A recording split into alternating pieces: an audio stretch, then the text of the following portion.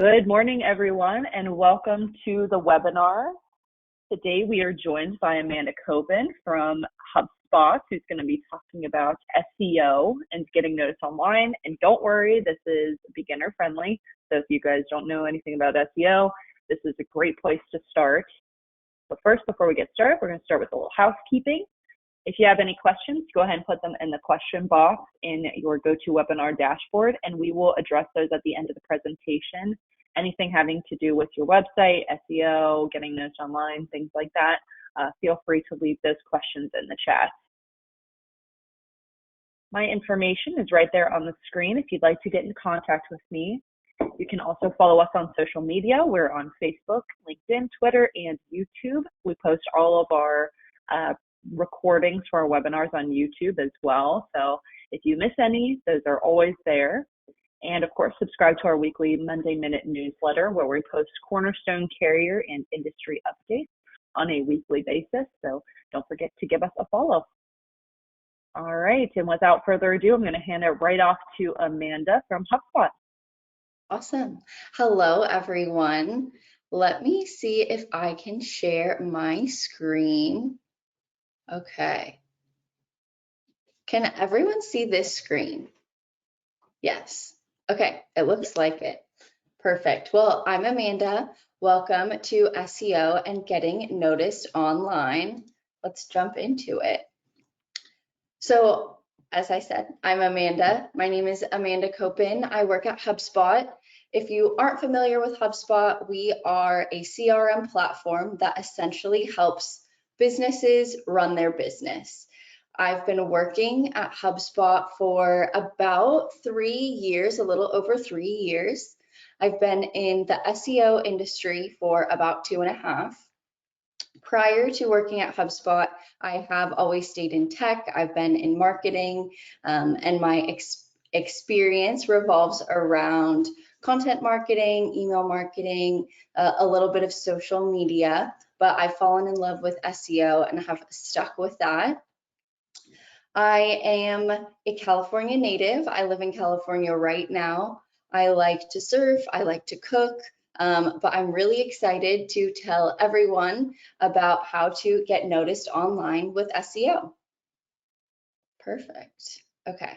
Our agenda for today is first we'll spend about 5 minutes talking about SEO basics.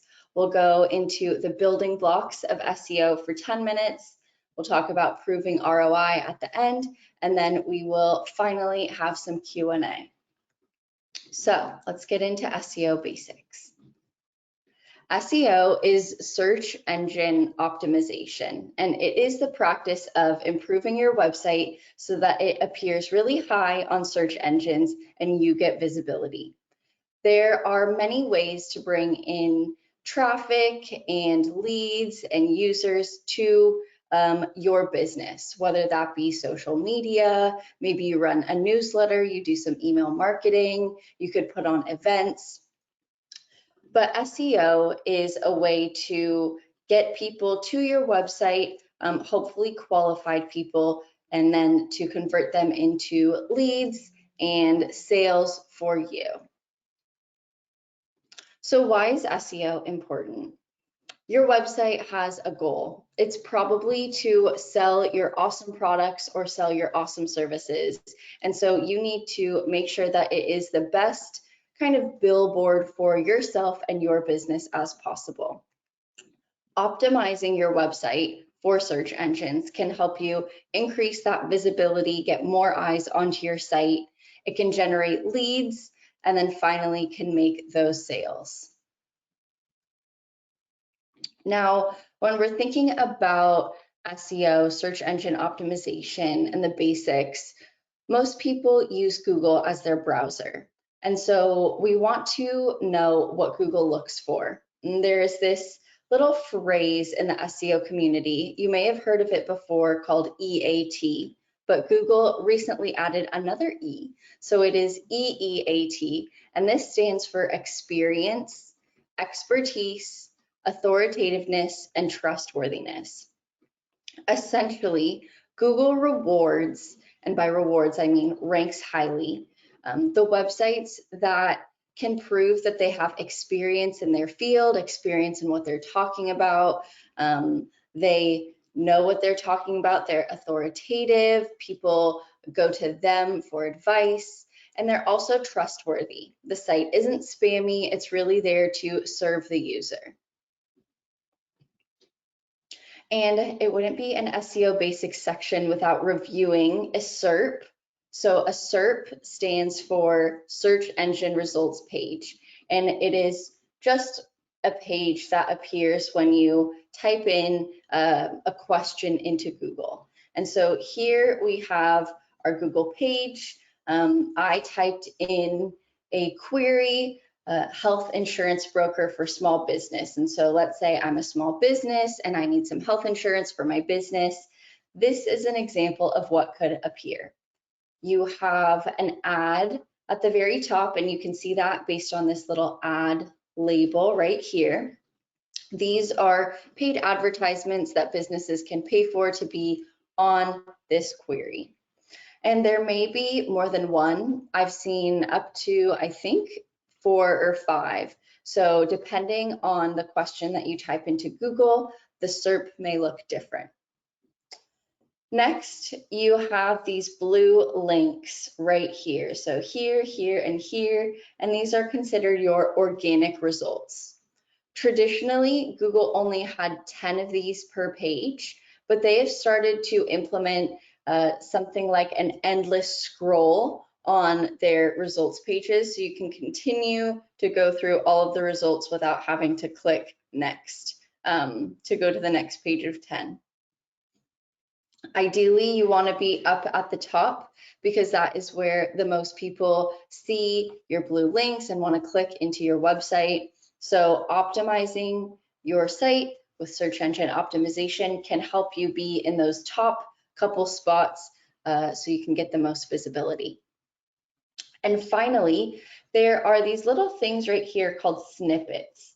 And these are they aim to get you your answer quicker as the searcher. And so you may see these like the people also ask, you may see sidebars right here on the SERP, maybe with maps, maybe with images, with videos. And these are, Google essentially curates different answers from different websites and features them more prominently on the page.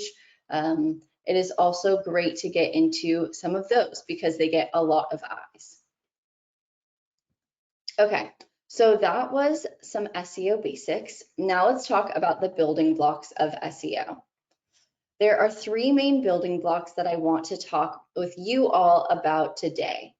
And the first one is keywords. You may have heard of this as content SEO, but I think the most prevalent phrase is keywords, keyword research, etc. Second, we have backlinks. And then third, we have technical SEO. So let's start off with keywords. A keyword is a word or phrase that searchers enter into the search engines so that they can discover content. They are ideas and topics that define what your content is about on your website. And if you have been around the SEO space at all or have done any SEO for your website, you may know that a keyword is also called a search query. And that is what people type into the SERP right here. Okay. This is an example of some keywords in the wild. So I pulled a blog post off of HubSpot's own website, and this post talks about how to recover from burnout as an entrepreneur. We can see that in the post, one of the subheadings talks about burnout. We talk about burnout in the title, and if you read through the post, you'll understand that this helps people figure out if they're an entrepreneur, how to recover from burnout. And we can tell this through the title and the keywords that they place strategically throughout the post. Now, if you've created content before, you may be familiar with this funnel. It looks kind of like the marketing funnel, but it's specific for search intent. And search intent essentially means how interested someone is in buying a product or buying a service. And so we have 4 different sections. First, we have informational. This is getting someone aware of a product or service. Then we have navigational, where we can talk about interest and further develop that interest. Third, we have commercial investigation or a consideration stage. And then finally, a transactional conversion. So let's say I was a car salesman, I owned a car dealership.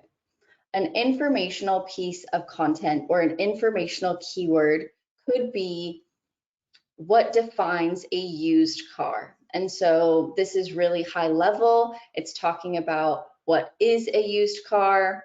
I personally sell cars, but we need to start at the very top and get some of that awareness in for my potential buyers.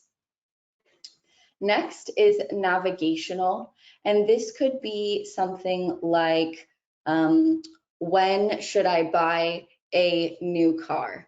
And this allows the user who has done some research, they know what a used car is, maybe they have a car, they want a new to them one, but they need to know when they should give up their old car and go with a newer car. So that could be an example of interest.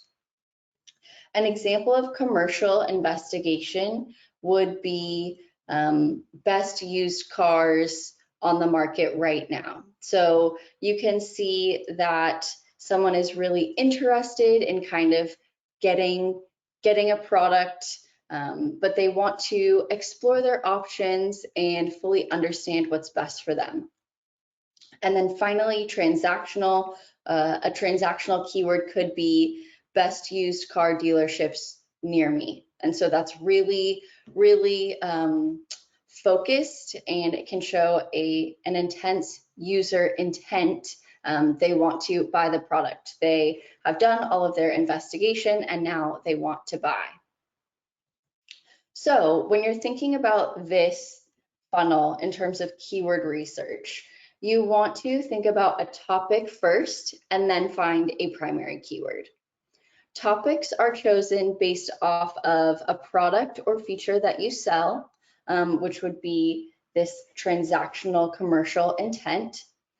But it could also be about getting some of those people that are lower intent, maybe higher up in the funnel. They're really in that awareness stage or that navigational stage.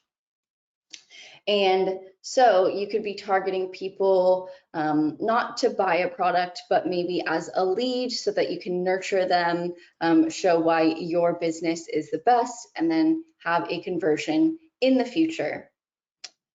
Regardless of whether you want to target a piece of content and relate it to a product or relate it to maybe a content offer or lead offer that you have, you want to align with what your readers want to hear about.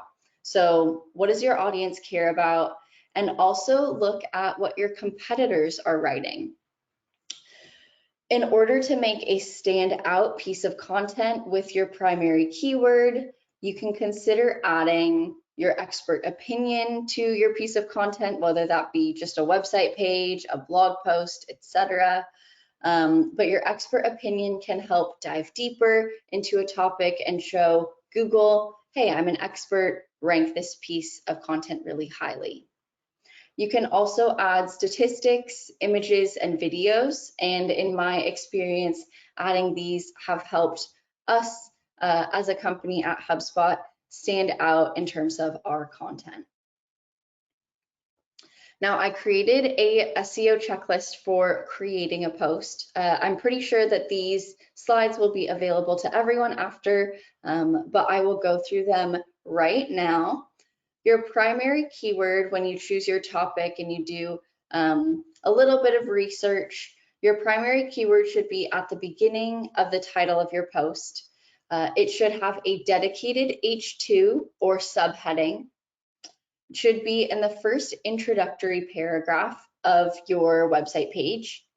It should be in the meta description of the page and the alt text of your images that are on the page. Ideally, when you're choosing a primary keyword, after you've chosen a topic, you've aligned it with what your audience wants to hear about. We look for keywords that have over 300 monthly search visitors. And so that is SEO speak. It's called MSV, monthly search volume. Ideally, you want to have over a certain threshold so that it is worthwhile to write the post. But you want to manage your expectations. SEO can take a while to kind of settle into where they will rank on the SERP.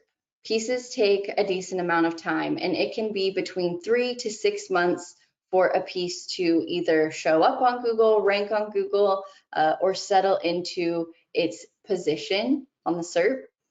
Google, when it discovers a new piece of content, it may rank your piece really highly, then drop it to a lower position on the SERP, then rank it highly again. And it is essentially testing whether your piece performs well, whether it answers a user's question. And if it does, hopefully it'll keep your post higher on the SERP.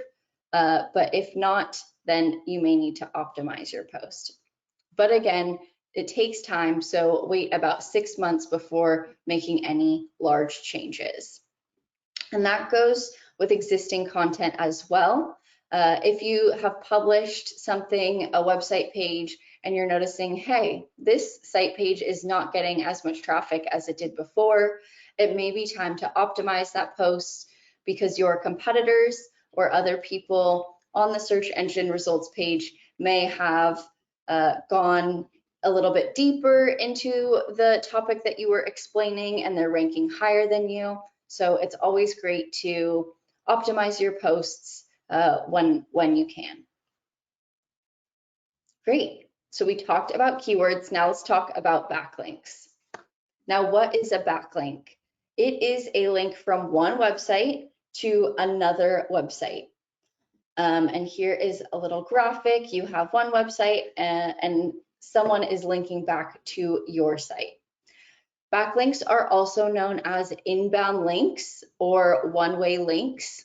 Google and the major search engines like Bing, they consider backlinks as votes for your site. And so if a bunch of websites link to a piece of content that you have created or a website page that you have created, Google will notice this and say, hey, other people are considering this website trustworthy, maybe we should bump up their rankings.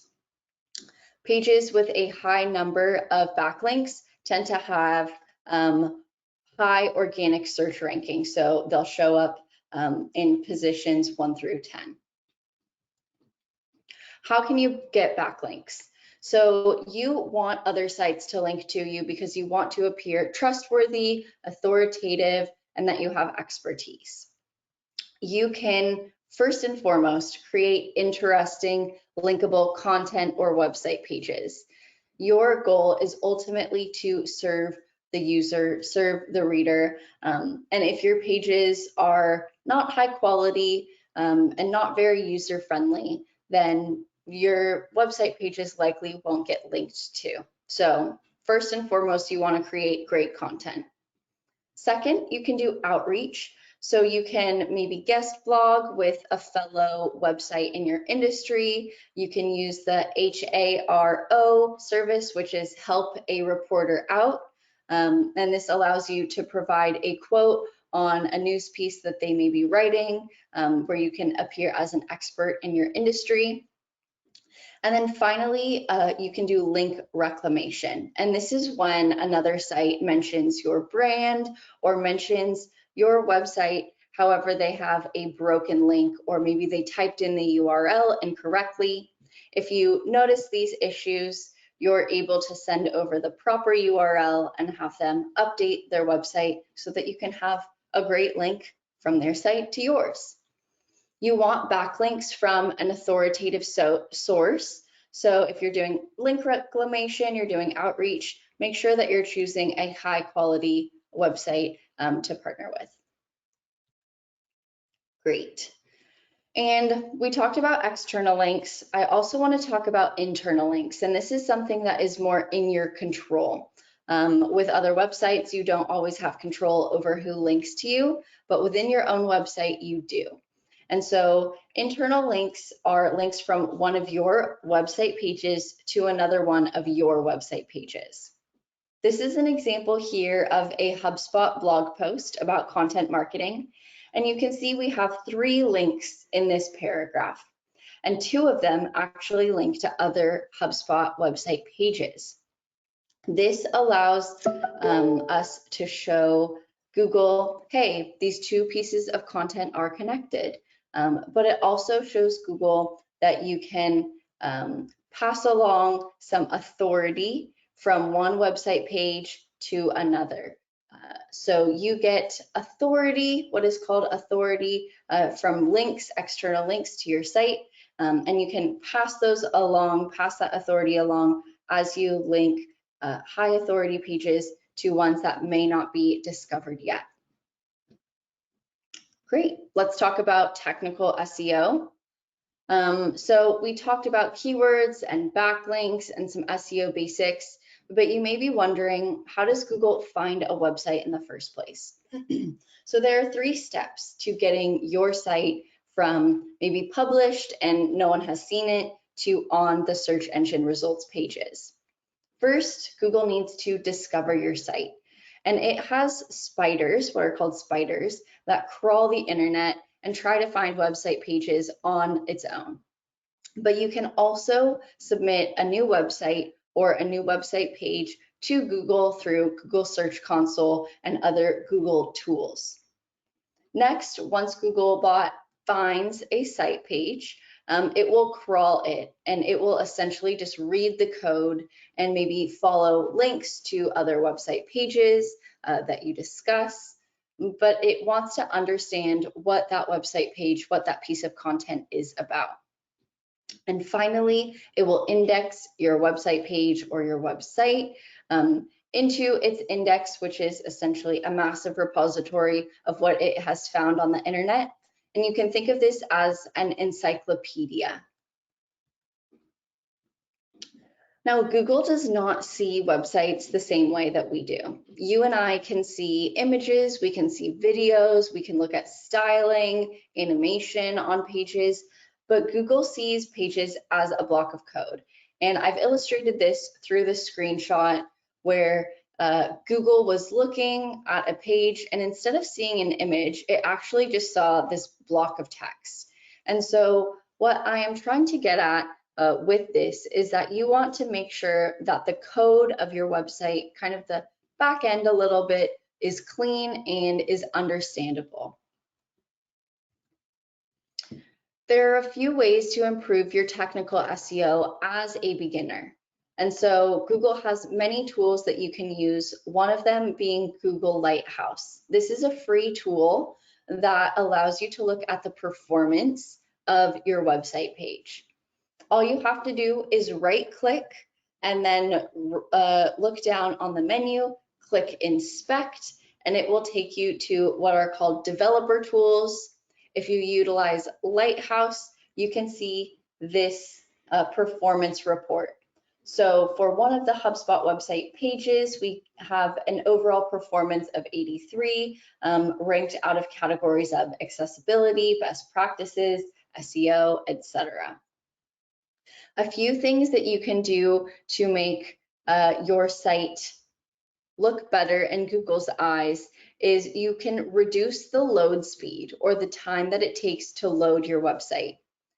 Google is looking at what site provides the best user experience. And as you can probably guess, a website that makes you wait a long time for the page to load or images to load does not prove the best user experience, and Google will not rank one of those sites highly. So you can reduce load speed. You should add alt text to all of your images. Again, Google sees images as code. And so if you have a descriptive alt text, you're able to give Google insight into what is actually on your website page. You can compress images. So maybe you have an image that you want to upload to your website and it is really heavy or really large. By compressing the image, you can make that image lighter and it is easier for your page to load quickly and reduces load speed. And finally, you can add schema, which is blocks of code that help direct Google and shows Google what you have on a specific website page. Great. Now let's talk about proving ROI. You essentially want to align SEO with your business goals. Your website should have basic analytics. Even if you don't have a CMS, you can access Google tools for free, like Google Analytics or Google Search Console. And you can use those to determine what types of traffic are coming into your site. Is traffic coming into your website from social media? Is it from emails that you send out? Is it from Google and organic search? What you'll want to do is you'll want to review how much traffic of that is from organic search. And you can use things like Google Search Console to look at what keywords you rank for, what positions they rank in, and this can give you insight as to how to improve those website pages. And I'll end on an example of optimizing a website page. So this is one of HubSpot's website pages. As you can see, in August, the traffic wasn't doing too great. Maybe it was declining and we just wanted to revamp it. When we optimized the site, we added alt text, we added more description, expert opinions, statistics, maybe some code in the back end. We updated this page in November, and as you can see, traffic shot up dramatically, which increased visibilities and can increase leads and signups or leads and sales for you. So I want to end and say thank you, and I am happy to answer any questions that you may have.